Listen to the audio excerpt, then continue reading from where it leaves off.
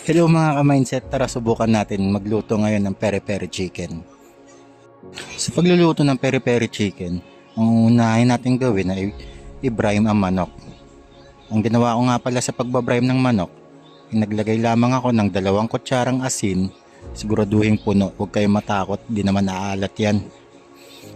Lagyan mo rin ng konting chili flakes, tapos laurel, bahala ka kung ilang gusto mong ilagay. Sa akin, nilagay ko 2. At tubig, syempre, pati na rin 2 pirasong lemon. Yan na lang kasi nabutan ko sa rep eh. Hinalo ko na rin yan, hindi ko na pinakita. Tapos takpan mo, ibabad mo ng kung gaano mo katagal gusto. Binabad ko yan ng isang buong araw. Tapos ilagay mo sa rep o kung saan mo man gusto. Ngayon, sisimulan natin yung sauce o pamahid. Naghiwa ako ng bell pepper. Yan, kahit anong gusto mong hiwa, bahala ka sa buhay mo.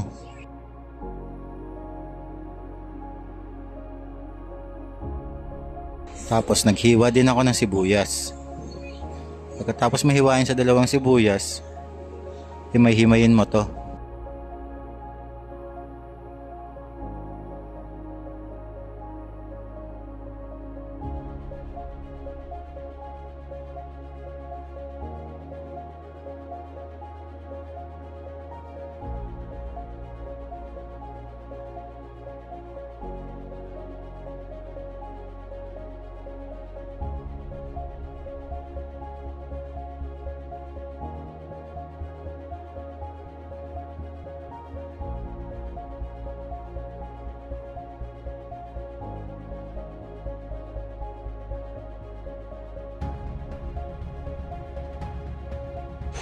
Pagkatapos mo maghiwa ng sibuyas, ilagay mo to sa baking pan.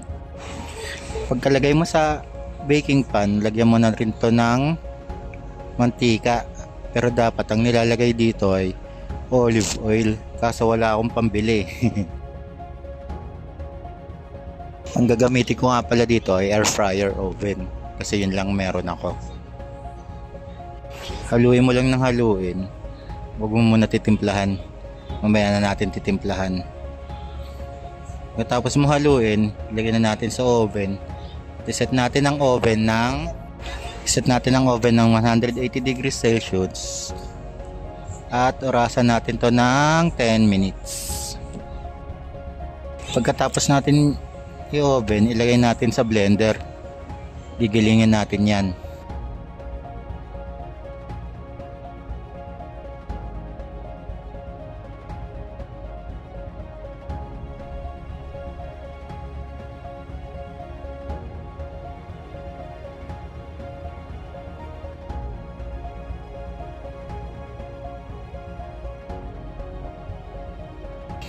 Ilagay natin ng iba pang ingredients tulad ng paprika,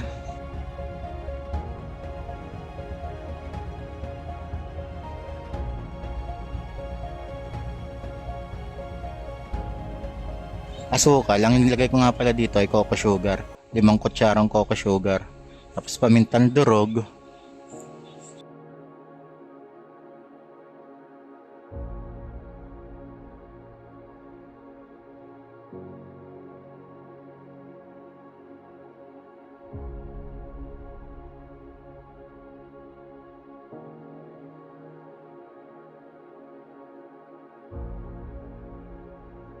bawang, naglagay din ako ulit ng konting mantika, suka, at saka lemon. Kalahating lemon lang ginamit ko dito kasi gagamitin ko rin yung lemon mamaya.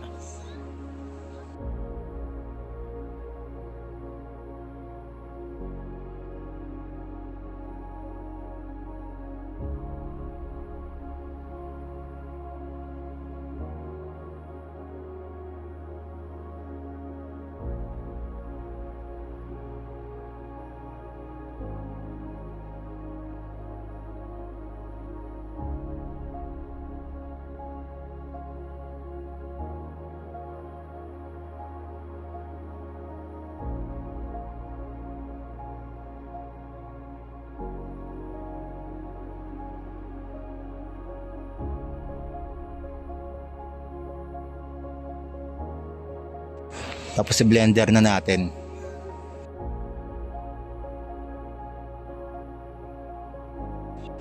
Pagkatapos i-blender, ipahid na natin sa manok. Ipahid lang natin ng ipahid hanggang cover na natin yung manok ng ginawa nating pamahid.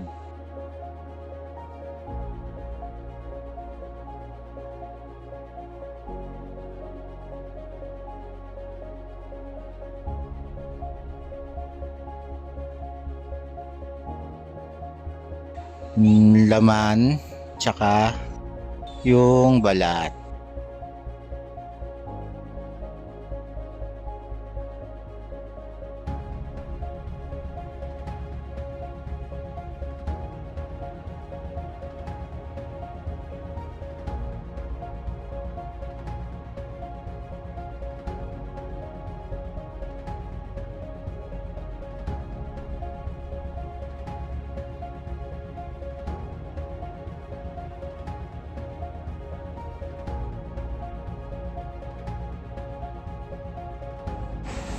Pagkatapos ko punasan ng sauce, nilagay ko siya sa air fryer oven ng 180 degrees at 40 minutes.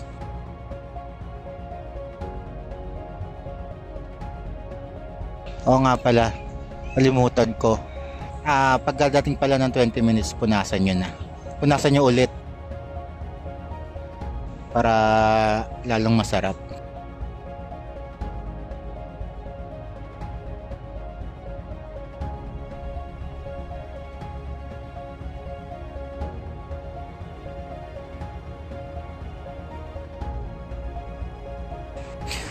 Pagdating ng 10 minutes, itaas nyo yung temperature ng oven para mas lalong medyo mag-brown ng husay yung balat ng manok.